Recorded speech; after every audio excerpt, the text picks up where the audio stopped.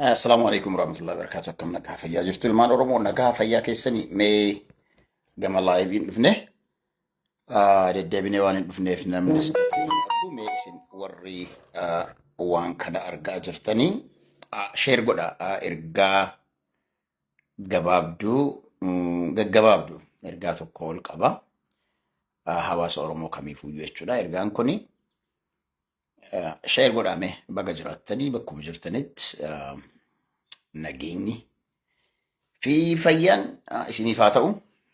Nageenyi jiraatee fayyaan hin jiraannes rakkoo, fayyaan jiraattee nageenyi hin jiraannes rakkoodha.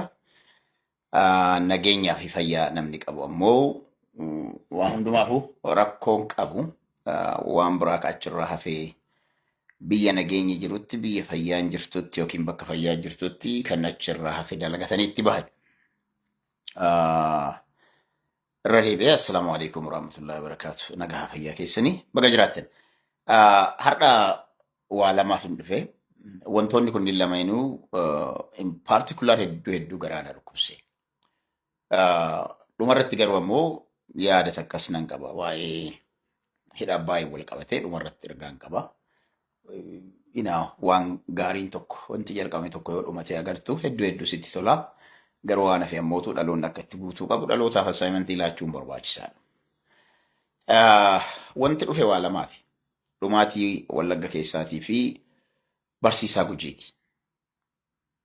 Dhugaa dubbachuudhaa fi barsiisaan akka mootummaa kana jalatti TPLF jalatti hamileen barsiisaa cabee barsiisaan barsiisummaa keessaa bahee kashlabbee fi dallaala karaa irra deemtu hanqatee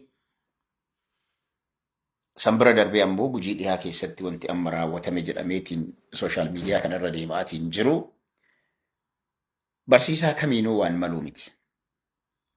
Barsiisaa kamiinuu waan maluu miti. Barsiisaa san maqaan isaas hin maxxansinee garuu waan sooshaal miidiyaa kanarra deemaa jiru agartaniirtanii barsiisaadhaan shakkamaadha jechuun barsiisaan maaf shakkame jechuun hin danda'amu. Garuu shakkiin zamana kana mootummaan yookiin ammoo bilchiginnaa ittiin nama shakkitu shakkii qabatama hin qabne, shakkii dharaan maqaa nama balleessu, shakkii akkanumatti yoo namni tokko qaamni bulchiinsaa tokko ijuma kan kee achi ilaalee yoo si jibbe, yoo ati isaaf gadi jettee hin salaanne shakkee jira yookiin hin saganneef shakkee jira jedhee si qabee si dararu malee shakkii ilmi namaa yakka raawwatameen yookiin ammoo lubbuun namaa baddee yookiin ammoo qabeenyi wayii badee namoonni naannawa sana yeroo sana jiran shakkamanii miti. Yoo shakkamellee shakkamaan tokko seeraan itti gaafatama. Garuu wanti Gujii lixaa keessatti godhame barsiisaa shakkamaadha maqaa jedhuun wanta hangammaa sooshaal miidiyaa kan irratti deemaa jiruu fi wantoonni kallattii garaagaraatiin nama dhaqqabu kan agarsiisu barsiisaadha. Inni shakkamee manatti dhagamee qabamee garafanii tumanii barsiisaa uffata isaa hanga putaantiin irratti nafne guutumaan guututti 100% irraa baasanii karaa irratti baasanii qullaa suuraan isaa kaafamee sooshaal miidiyaa kanarra deema. Jara keenya salphinni hangana gahe maali?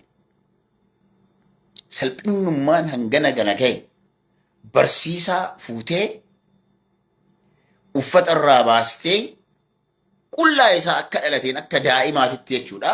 Daa'imallee daayipariittidhaan jara keenya. Daa'imallee butaantii ilmi namaa namni qaamni mootummaa caasaa mootummaa uffata jiru namarraa mulquun seera addunyaa kana irratti biyyuma kamiiyyuu jechuudha. Biyyoota addunyaa kana jiran irraa nama yakkamaa qabee maatii fi hawaasa isaa duratti barattoota isaa fuulduratti jechuudha. Because suuraa isaa baastee gadi dhiiste jechuun fuulli hin dhoffamne maaliin hin dhoffamne akka jirutti baastee gadi dhiiste jechuun maali salphinni kanaa oli? Maali isinumti qo'e rabbummaan isin qabdan kun maali? Amantiin isin hordoftan maali? Safuun Oromoo mootummaan kun hordofu maali inni? Maali safummaan hordofu?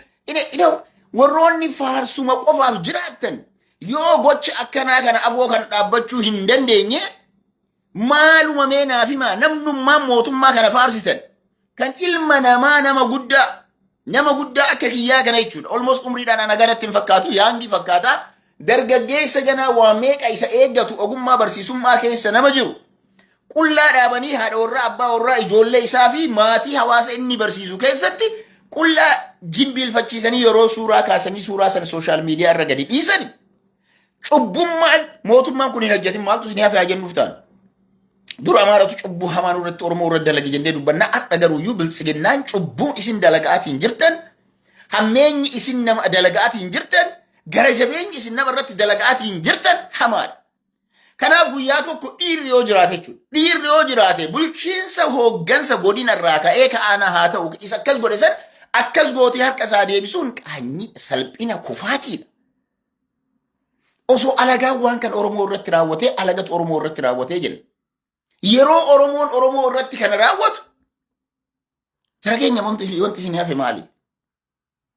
Wantummaan yakkummaan kanaa olii namni yoo shakkame seeratti dhiyaatee waan shakkame sanaan murtii argata malee murtiin shakkamaadha uffata irraa baasanii qullaa nama dhaabuu yoo kan ta'u taate.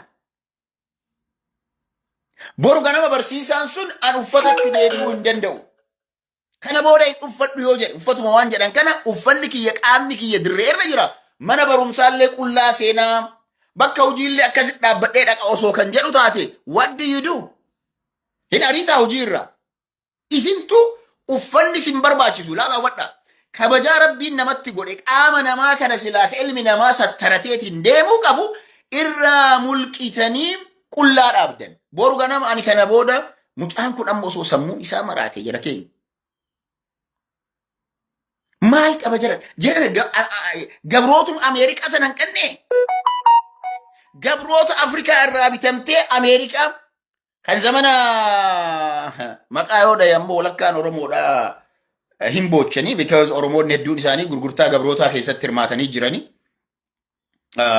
Maqaa bira darba miliinik isineenaa jedhu miliinikuma keessaa kaasnu silaa alagaa waan ta'eef jechuudha. Oromoonis hedduun keessan mootiiwwan zamana sanii gabroota gurgurachaa turtaniirtu.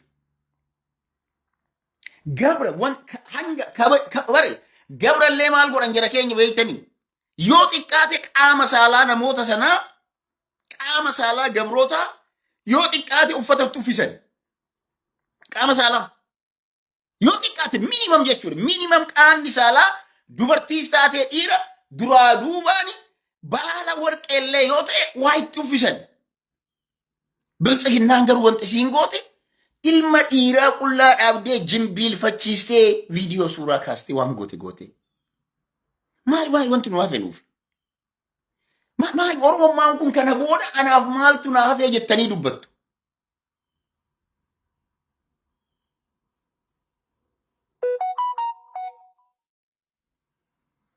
Jedhana. Mootummaa kana yoo irraa callisanillee ofii keessanii tuttuxxanii namni akka ibidda isin shidu nama gootan. Yoo isin irraa callisanillee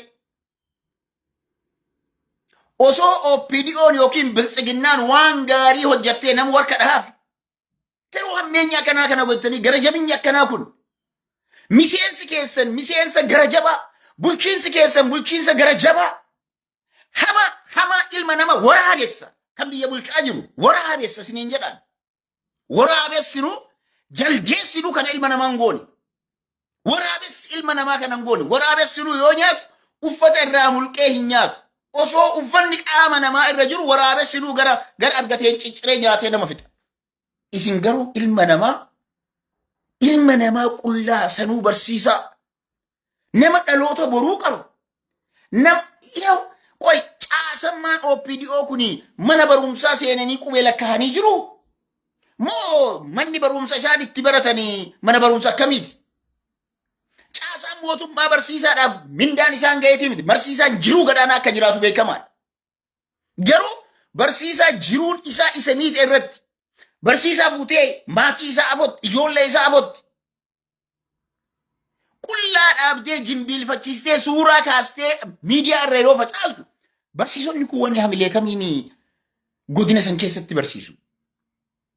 Hamilee kamiin barsiisaan godina sanatti keessa barsiisa. Waldeenni barsiisota Oromiyaa dhageeffadhaa bada harroota bada ummata maqaa barsiisaatiin dhaabbatee gabraa fi ashkara adda baafachuun beeknee fi ashkara biltsiginnaa taatanii mirga barsiisaatiif guyyaa tokko dubbattanii hin beekne. Itti gaafatamtoonni waldaa barsiisota Oromiyaa itti gaafatamtoonni, waldaa barsiisota Itoophiyaa itti gaafatamtoonni, waldaa barsiisota godina Gujii lixaa kan aanaa barsiisaan kun keessatti barsiisu, kan mana barumsa barsiisaan kun keessatti barsiisu isinuu namaa. Dhugamatti isin barsiisota. Dhugamatti isin ogummaa barsiisummaa ni qabdanii. Barsiisaan tokko sadarkaa kanaan dhugaan kun irra ga'ee, hammeenyi kun irra ga'ee, hojiin isin hojjechuudhaaf deemtan kan maaliiti? Barsiisummaan isin barsiistan, dhalli isin qaruuf deemtan kan maaliiti? Dhala doomaa. Dhala doomaa ummata jallataa. Ummata karaa irraa dabe. Barsiisaan karaa nama qabe. Barsiisaa salphisaa garuu barsiisaan karaa qaree dhaloota boru biyya kana bulchuu danda'u uumuu ittiin danda'u eessaa dhufa? Ani yaamichi barattoota Oromootiif godhu. Keessattuu barattoonni godina Gujii lixaa. Keessattuu barsiisonni godina Gujii lixaa. Keessattuu barsiisonni Oromiyaa. Barsiisonni Oromiyaa bakka jirtan maraa guyyaa tokko sagalee keessan barsiisaa kanaaf hin dhageessitan taanaan boru ganama tokkoon tokkoo keessaniitiif wanti isin eeggatu isii tanaa beeka.